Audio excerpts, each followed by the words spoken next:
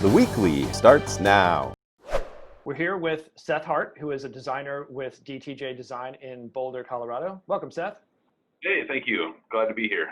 Well, we're glad to have you. I wanted to get you on the Weekly because you had submitted a project to our house review column back in March, where we focused on multi-generational housing. And I thought your solution was really great. And I wanted to kind of circle back on it and give our viewers on the Weekly a chance to take a look and kind of learn more about what you did there. Before we dive into that, though, just kind of give me a nickel tour of DTJ and your history there. Yeah, so DTJ, we're an architecture, landscape, and planning firm based out of Boulder, Colorado. We also have offices in Atlanta and Austin as well, and been around for 50 years and going strong. So, kind of deeply rooted here in Colorado.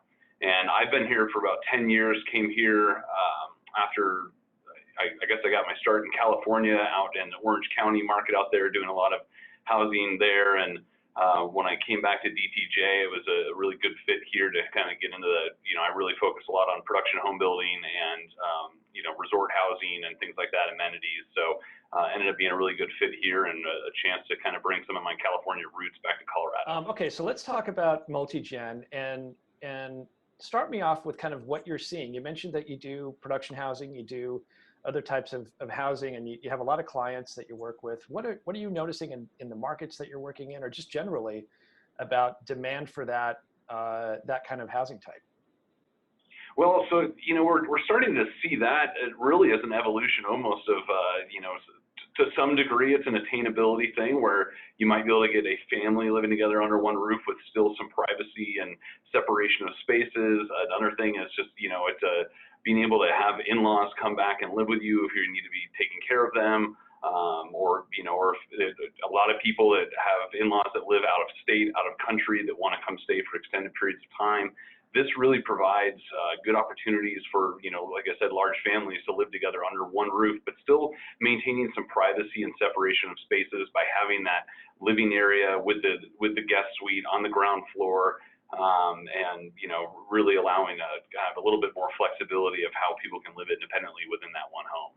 Excellent, great, okay, and you were certainly hearing a lot about it, and I think that builders are confronting.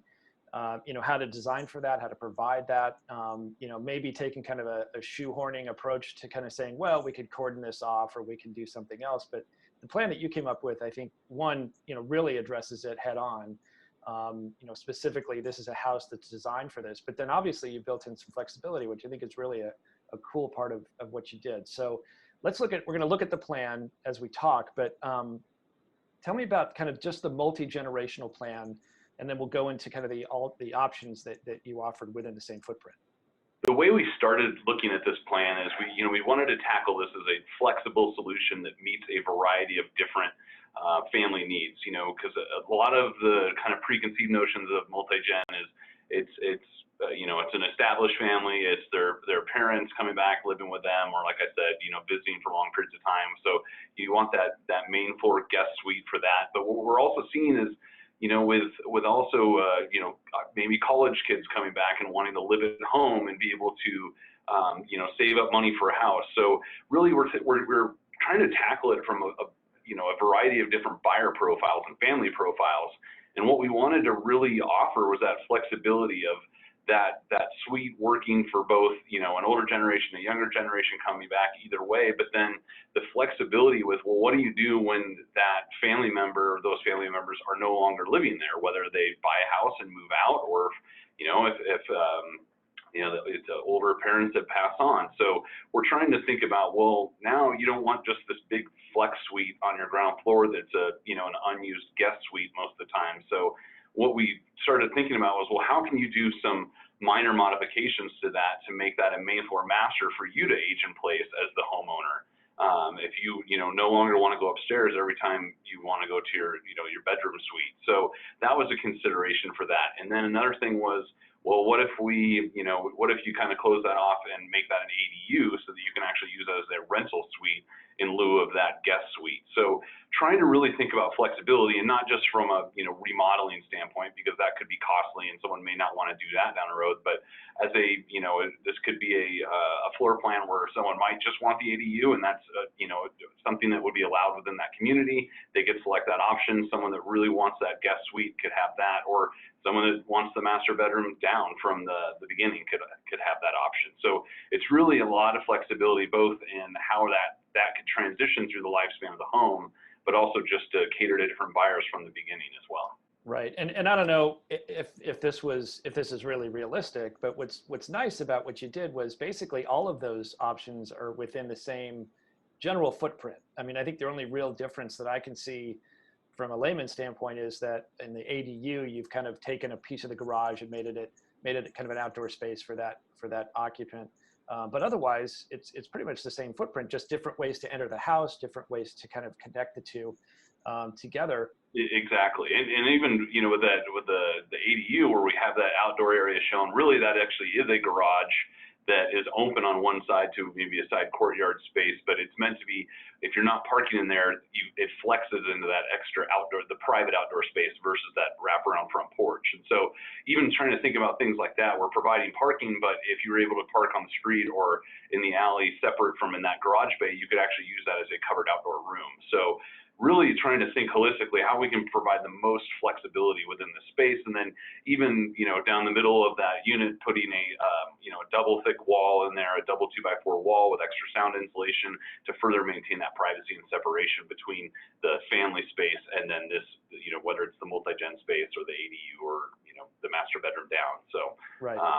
Really trying to kind of think through all of that. When we talk about multi-gen, and you look at that option, that space that you designed, are there particular things that you wanted to provide that you think builders and designers of multi-gen homes, like these are the essentials? You should have this if you're going to offer a multi-gen suite and really make it livable and private.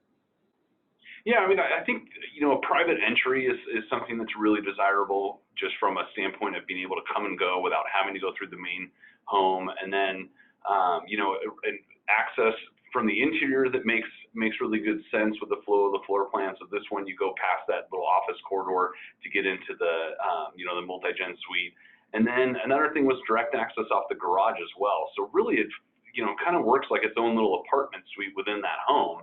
And then, having a kitchenette, a place to really just a small beverage center, a place to make coffee. I mean, you're still, as a multi-gen suite, you're still going to be having family meals, and, the kitchen will be the communal space.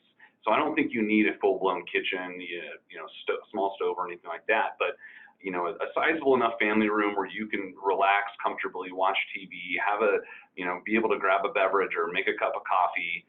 And then, still having a good sized bathroom. It doesn't need to be a full blown master suite, but you don't want it to be a minimal bathroom as well. Something that still provides comfort and, enough of a walk-in closet. And for this one, we actually provided laundry as well. So it really does function as that, that little apartment suite. So let's talk a little bit about the elevation, which I think is beautiful, but the plan was really kind of what attracted me. But the elevation does some work too to kind of enable this kind of separation of space. And talk to me about that a little bit.